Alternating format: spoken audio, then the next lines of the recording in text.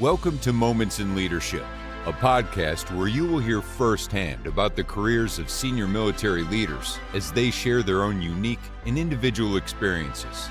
Moments in Leadership will immerse you in real-life stories where you will learn about the challenging situations these accomplished leaders faced and discover the lessons they learned early in their careers that were the most influential to developing their overall leadership style.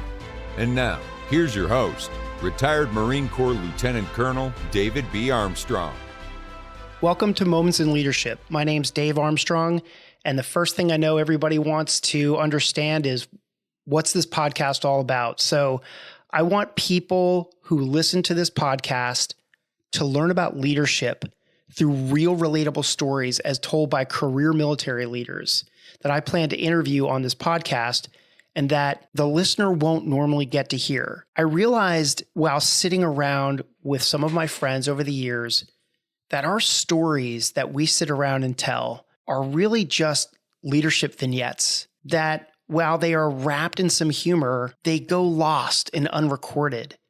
And it dawned on me one day that that was really unfortunate and that there was so much that people could learn from hearing about the stories of other people's careers. And by stories, I don't mean lectures and canned speeches and excerpts from books. I don't mean the general officer that comes to the graduation ceremony and stands up for 20 minutes and tells a story about how he remembers back when he was in your shoes. And I don't mean the canned speech that gets given at an official military function like a birthday or a dining in or some other formal event where they're a guest of honor. And I don't mean the excerpts from books. Those things are great. And we can all go out and hear them, but we could probably all stand up and give them all ourselves.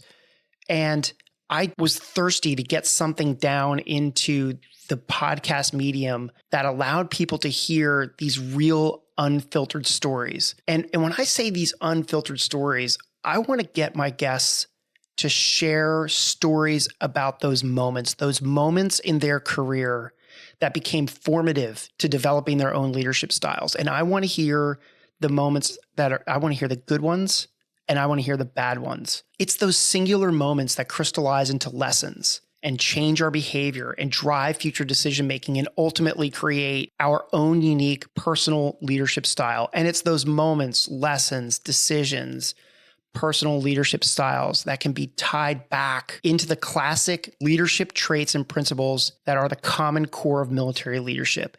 And they can also be used as tools for traditional business leaders to use in their everyday life as well. So this podcast is for anyone who seeks to learn as much as they can about leadership from some of the people who have been doing it for 30 years in an environment that is all about decision-making and leading men and women in very tough conditions. This podcast is for young officers, young enlisted, civilian leaders, small business owners, basically anyone who's interested in hearing the leadership lessons from some of the very best leaders this country has to offer in order to become better leaders themselves. Great. Okay, Dave. Thanks. Sounds great. There's a gazillion podcasts out there. What makes you so qualified? Who are you? What makes you qualified to do this? I suppose the answer to that is nothing and everything at the same time. My quick background, I served a full career on both active duty and in the reserves, primarily as an artillery officer with tours and commands between traditional artillery units and naval gunfire liaison companies, which for those of you that don't know what that means, they are small fire support units that go out and essentially radio contact back with units that can shoot artillery or mortars or naval gunfire or the aircraft that drops bombs. And it's a specialized unit that does that. So between traditional units and Anglico, Air Naval Gunfire Liaison Companies, those were most of my tours and commands. I did have some time as a tank officer. I actually retrained as a tank officer when I was in the reserves for a while. So I served in an M1 tank battalion. And I spent some time in the light armored reconnaissance units also as a function of being a tank officer. That's my quick career background. But the other thing that makes me qualified to talk about this is while I was in the reserves, I also started, built, and I currently still lead a successful small business. So I feel like one of the things that makes me qualified to do this is I have seen real true leadership both in the Marines and in the civilian world. And I have also seen some absolutely horrible leadership in the Marines and the civilian world. So I think it's my ability to compare and contrast leadership styles across both the military and the civilian world, which will give me the insight I think that's useful in getting my future guests to tell the very best stories of their careers. With that, I'm going to use a couple of my personal stories with the remaining time I have left in this first episode as examples of moments that I had in my career and how they crystallized into lessons that shaped my leadership style and future decision making. So very early on in my career, I was a young artillery officer. So for people listening who don't know what that means, artillery is the classic job that you see in any war movie where there are big cannons shooting 100-pound projectiles in an arc to somewhere where there is enemy in the distance. One of the components of an artillery unit is a group of people called forward observers, and they are exactly what they sound like. They are observing those big 100-pound shells impacting forward. Okay. So very early on in my career as a second lieutenant, I was stationed in 29 Palms, California, which is essentially the desert training facility for the United States Marine Corps out in Camp Pendleton, just north of Palm Springs. It's hot, dusty. No one likes living there, but everybody likes training there. It was a fantastic, it's huge, huge area. And because it was such a big area, they conducted a lot of very interesting training out there. And one of the training sets that involved the artillery community out there was shooting artillery in support of a school that was training aviators how to stand on the ground, talk to airplanes in the air, and tell them where to drop their bombs. Those people are called forward air controllers in the old days, and now they are called Joint Terminal Attack Controllers, or JTACs. My mission was to take a group of Marines and some radios and go get onto an observation post with all of the aviators and all of the instructors from the school who were training to learn how to and be qualified for speaking to aircraft and telling them where to drop their bombs. Now, this was back in the very early 90s, and the way this was done back then was an artillery unit would shoot a marking round, which was essentially a white phosphorus. So you can imagine a big white plume of smoke when it explodes on the ground, very visible. And then they would shoot high explosive ordnance, which was designed to simulate suppressing an enemy air defense system or something like that so that it was safe for the aircraft to fly in. So not only were the pilots learning how to stand on the radio and look up in the air and tell the aircraft what to do and read them their set of instructions, but they also had to learn how to do that component of the artillery mission as well. So marking the target and then suppressing a target with the high explosive ordnance. And my job was to go up there and be the liaison between the pilots who had the controls that they had to do and the artillery unit that was shooting the missions. I got to stand next to all of the students and the instructors for every single mission because every single one of those pilots had to do at least 3 or 4 controls in order to become qualified to do it. And each one of those controls required an artillery mission. And so there was probably 15 or 20 students there. So you do the math real quick and you can see that I really got to learn how to do some forward air controlling or JTACing through osmosis. I just had a front row seat and I got to listen to all of the briefings. I got to listen to all of the debriefings. I got to listen to every single radio call, and everything was on these speaker boxes. So I not only got to hear what the pilots on the ground were saying to the pilots, but I got to hear what the pilots were saying back to the pilots on the ground. And I also got to hear all the instructors give their critiques afterwards. So mission after mission after mission, I'm just learning the repetition, I'm learning the cadence, and I'm learning all the lingo, and I'm kind of figuring out what makes a good mission, what makes a bad mission. And I could almost forecast when a mission was going to go really well and a mission was going to go really poorly based on just how confident the pilot was in giving me the mission for the artillery marking and the artillery high explosive ordnance. A couple days into this week-long evolution, we found out that the Navy was going to be sending in as a group of aircraft that were going to be dropping their bombs The old F-14 Tomcat. Now, everybody should recognize the F-14 Tomcat for its role in Top Gun. It was the aircraft that Goose and Maverick and Iceman and Viper and everybody else flew. Actually, Viper didn't fly, but whatever. Goose, Iceman, you get the point, right? It's a big, and it was a fighter plane. And in the 90s, they figured out that they could upgrade some software and have it also drop ordnance bombs. So it was new. It was a new mission for that aircraft. It was something that most of the pilots didn't have a whole lot of experience in. There were a bunch of Tomcats that came out for this training exercise, and they started getting nicknamed the Bombcats. So the Bombcats show up. And now you can almost start to see this recipe for potential disaster. You've got pilots on the ground who are very, very new at learning how to call aircraft in to drop ordnance. You've got aircraft flying around that have very, very little experience in actually pointing their nose at the ground and dropping a bomb on a target. And you've got new software and a lack of familiarity with it in a fast-paced environment. So one of the pilots gets up and he starts giving the mission. I call in the information back to the artillery unit that's going to fire that white marking round, and it's going to fire the high explosive ordnance to suppress the enemy, the make-believe enemy aircraft units. The guy just starts spazzing out. And I could just tell, he was a captain, and I could just tell he was way out of his league. He was about 5 minutes behind everything that was going on. And even as a person who had only been there for 3 days, I just immediately started seeing like this was going to be a bad situation.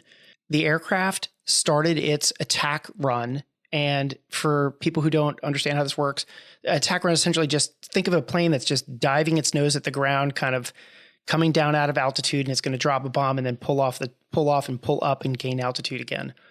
And they're moving very, very fast. And if aircraft are dropping ordnance at a very high altitude, they're very difficult to see. The pilot was messing up, and it kept making the aircraft turn around and go in a circle and do it again and do it again and do it again.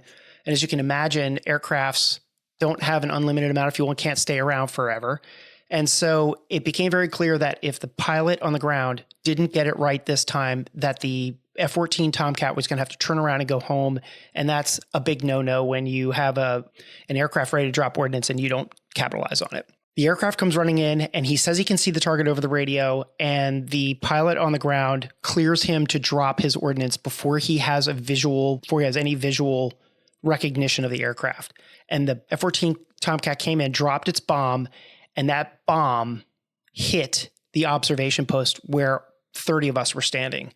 Now, luckily, the way that the bomb hit, the geometry of that bomb hitting, so it was a 500-pound bomb, which is if an artillery round is 100 pounds, this is 500. It's a big boom. But the geometry of it, we were standing on one side of the hill and the bomb hit on the other side. So if you took a ruler out and you drew a line on the map between where we were standing and where the bomb hit, it looked really close. But because of the terrain and the geometry of where we were, most of the dirt and all the shrapnel and the explosion and everything kind of fired off over our heads in an arc. And nobody, thank God, was hurt. That was the first time that I ever saw in my life a mid-level officer chewing ass on another officer in plain sight. I hadn't seen anybody get yelled at like that since I was in officer candidate school or boot camp. I mean, it was an ass chewing of epic proportions. And I'll never forget, that was a crystallizing moment for me. I learned that day on that hill with a bomb that hit our observation post because of a lack of control and a lack of proper procedure and a lack of situational awareness, both on the ground and by the pilot in the air, that you do not ever tell an aircraft that it is allowed to drop its ordnance called cleared hot. That's the term that gets used. You never clear an aircraft hot unless you are absolutely sure that bomb is going to go somewhere where it's supposed to go versus where it's not supposed to go. One of those crystallizing moments. And I really, at that point in my life, I had no idea how that was going to tie into future events in my life. So you fast forward now into late 1991, early 1992, and we're doing a massive training exercise out of 29 Palms. When I say massive, I mean it was tank battalions and light armored reconnaissance battalions and 2 artillery battalions and infantry battalions in their armored vehicles. And part of the training exercise was to test the operational ability of a command unit to control the movement of troops through the impact area the coordination of the artillery that was getting fired out into the impact area, and the coordination of aircraft dropping their bombs all at the same time. So a highly choreographed, highly structured, very dangerous event that had to be commanded and controlled down at a level that was overseeing everything. When those exercise happens and there's a command group, every unit that has a command group, think of like an infantry battalion or in this case, it was a tank battalion out of 29 Palms.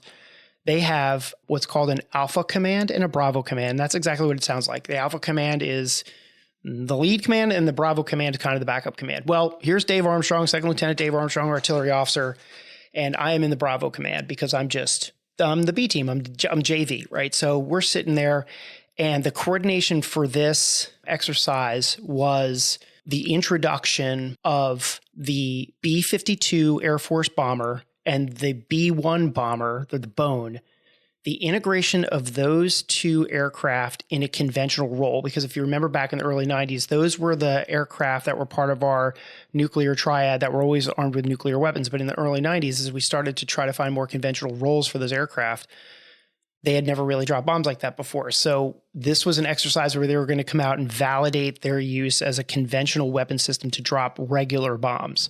So like a B-52 had done it back in Vietnam, but you think about those carpet bombing things that you see when you watch the old Vietnam War news clips or whatever. The B-52s were going to roll into 29 Palms and just carpet bomb an area, and the B-1 bomber was going to come in and drop bombs like I was describing before when we were on that observation post with the F-14s. So I'm chilling out, I'm hanging out, and we're about 10 minutes away from this whole thing kicking off. We get a call on the radio down the JV team, right? The Bravo command. We get our call. It was the operations officer and I and a couple some of my Marines, radio operators, and we're hanging out. The boss of the Bravo command is at the time a guy named Rick Mancini. He looks over at me, he goes, "Armstrong, the Alpha command just shit the bed. They have no power, no radios, no comm. We are on in 10 minutes. So it's you and I."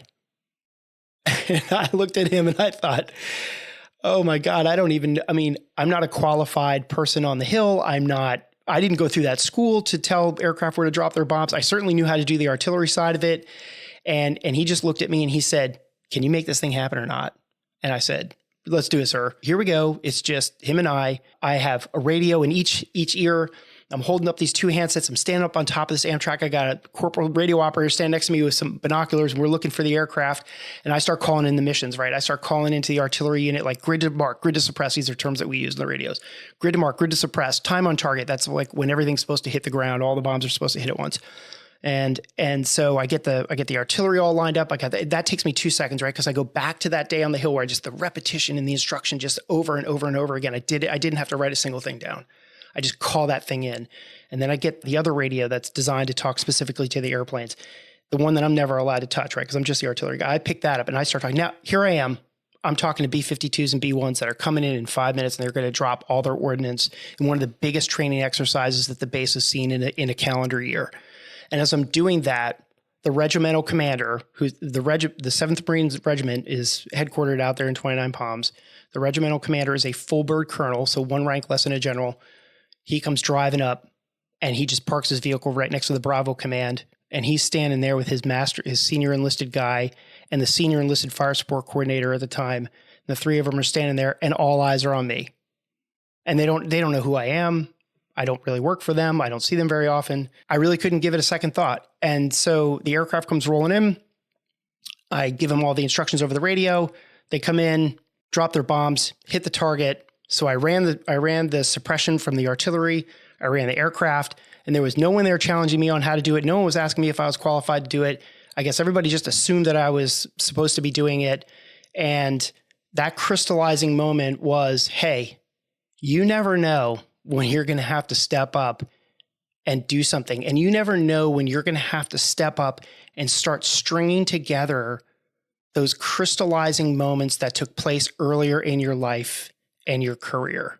Because had I not been out on that hill doing the F-14 Tomcat mission, I would have never had those crystallizing moments of how to run the aircraft, how to talk to aircraft, how to get that fire support going, how to call those missions in. I would have never been able to do that. I don't know what would have happened. Maybe somebody else would have stepped up and done it. But at that point it was me, and that was my job. And I'm the one that stepped up and did it. So that's another one of those crystallizing moments. And the point I'm trying to make here is you start stringing together these moments and how they crystallize in these leadership lessons, and they start shaping your leadership style. And what I realized was that when things start going wrong, you cannot really take the luxury of time to figure out a solution when there is a time limit on something. And you just have to go with what you know. Between the F-14 Tomcat time and this operation where we were calling in all the aircraft, I started to realize that your confidence in yourself and the confidence that you exude around other people plays a major role in how you are perceived by those around you. Because I was literally being stared at by a full bird colonel who was not the most friendly guy in the world, and one of exacting standard. He was of exacting standards, and his senior enlisted fire support coordinator, who was another guy who was, of exacting standards. And I stood up there with 2 radios in my hand and ran that entire mission, and they had no idea that I probably wasn't very qualified to do it. The lesson learned about not clearing those aircraft hot, those Air Force aircraft wanted to be cleared hot 2 minutes before they even came into the training area. And had I not seen that situation where an aircraft was told they could go ahead and drop their bombs before it was ready to, it's very possible that those aircraft could have misidentified a target and dropped ordnance where they weren't supposed to. So that crystallizing moment came back to me as well. Now I'm going to fast forward onto the third and final story here, but later on my career, still as a lieutenant, I was sent to Somalia when we had that, I don't know if you want to call it an invasion, but we got sent over there, right? Peacekeeping mission. When I got sent to Mogadishu, I was originally supposed to link up with a tank unit that never ended up coming. So I went first, and then the tank unit never came. So I didn't really have a job. And one of the things that my commanding officer had instilled in me, again, as a crystallizing moment, was never go out to a training area where you do not have the ability to pick up a radio and talk to an airplane and tell them to stop what they're doing. Because the battery that I had joined, my artillery unit, a battery it's called, when I joined that artillery unit, they had just come back from Desert Storm, and they were a unit that had been hit by friendly fire. It was Sierra Battery 511 for my Marine listeners. It had been misidentified by a friendly aircraft, an A6, and they dropped a 500-pound bomb onto the artillery unit because they thought it looked like a tank. They were a self-propelled artillery unit, so they probably did look like a tank, but it was a lack of situational awareness, and a Marine was killed, and another Marine was very severely wounded.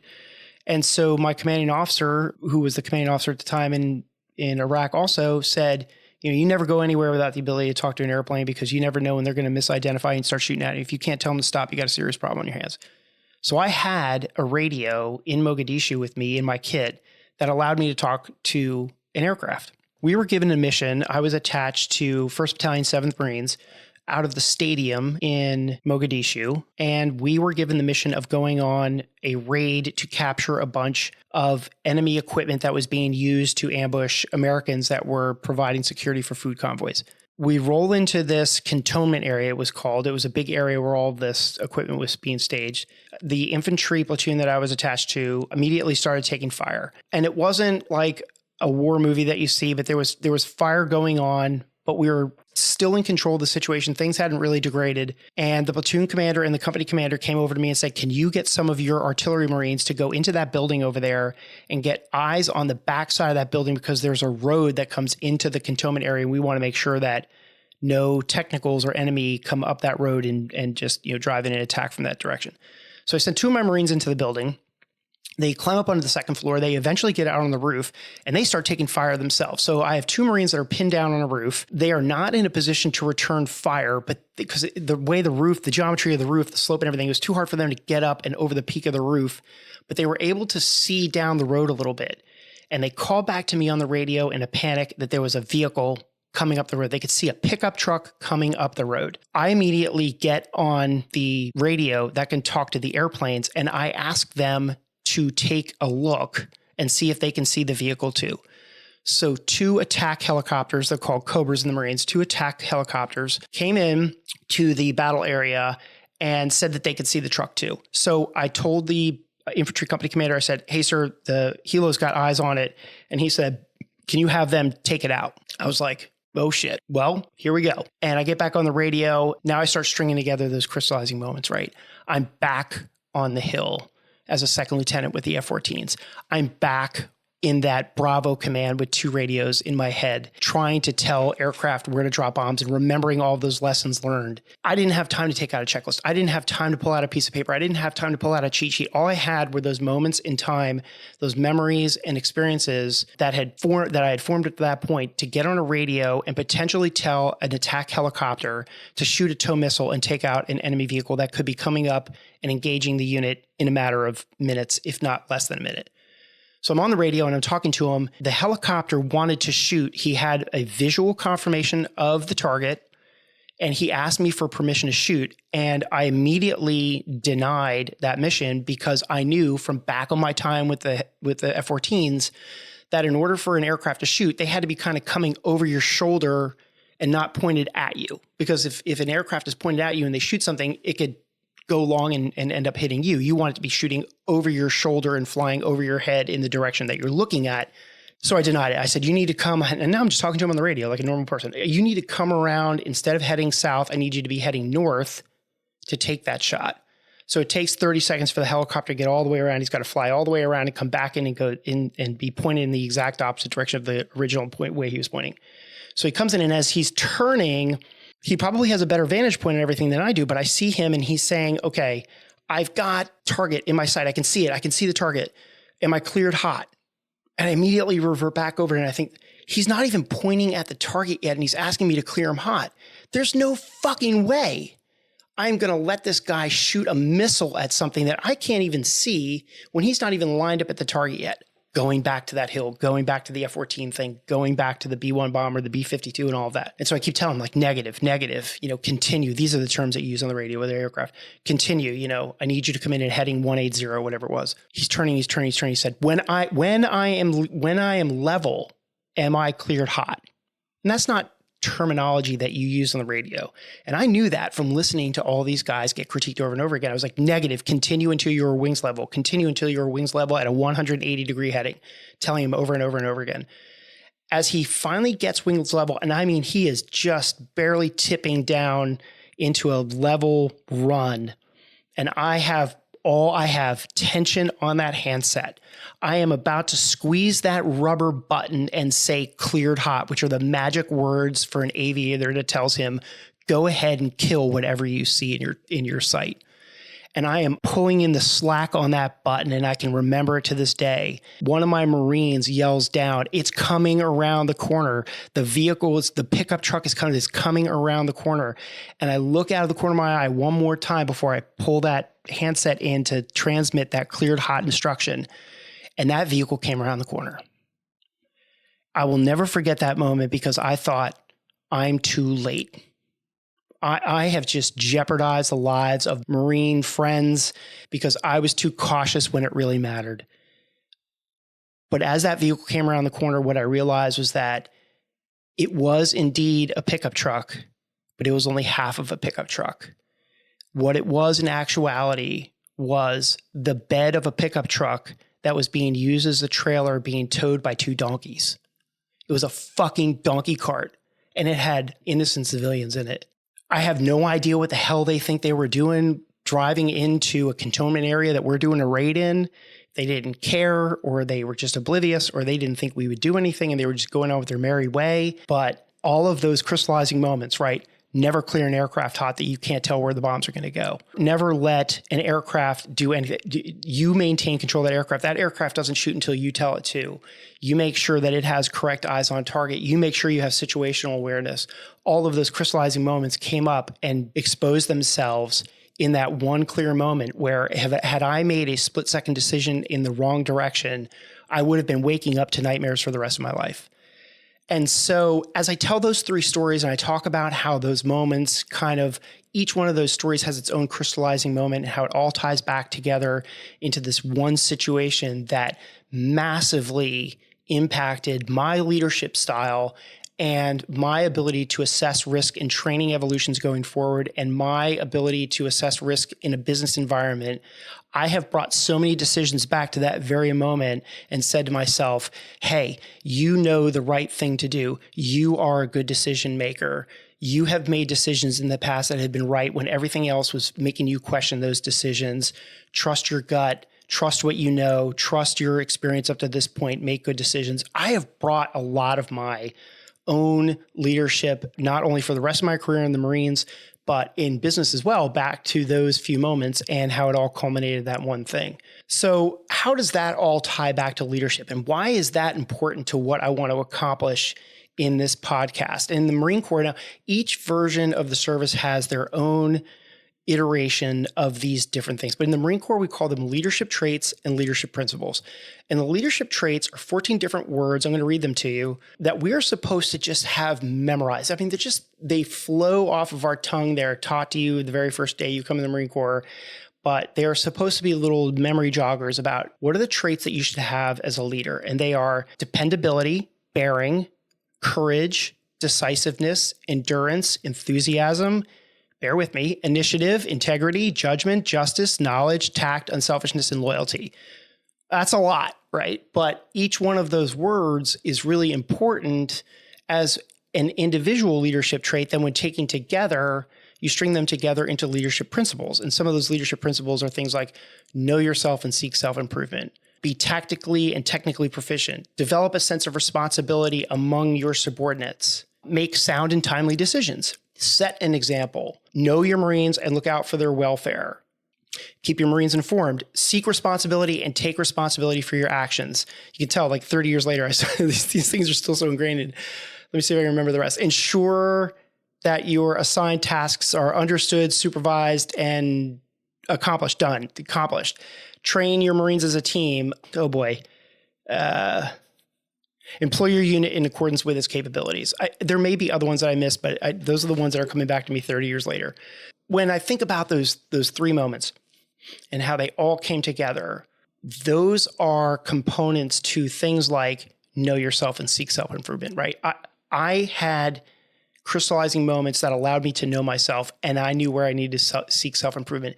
Being technically and tactically proficient, those moments from those three stories were things that helped me develop my technical and tactical proficiency, make sound and timely decisions. I mean, again, it's just those three things come back to those leadership principles. Each one of my future guests are going to have their own vignettes, their own stories, their own moments, their own crystallized lessons, their own leadership styles. And I want to extract those stories from them so that they can be tied back to leadership traits and principles that can be used by everybody. Whether you are a brand new second lieutenant at your training in any one of the services, whether you are a junior enlisted Marine, a young NCO, a non-commissioned officer, it stands for, whether you are a new manager in a civilian business, whether you are a small business owner, whether you are the CEO of a major corporation, all of these things require leadership. And the military figured out these leadership traits and principles a long time ago. The key is, how do you listen to other people's experiences, draw your own conclusions about them, and apply them to your own leadership style? That's what I want to get to in this podcast. So with that, I'm looking forward to creating 5 episodes with guests that I know well, and then I'm going to release them all at once. So this is episode 1. I'll call it the trailer. I'm building on them from there, and I'm really looking forward to this project. Finally, here's where you can find me. I have an Instagram site called The Mill Office, The Mill, M-I-L Office, or you can search Moments in Leadership. The podcast is hosted on Apple Podcasts, Spotify, Google Podcasts, all of that stuff.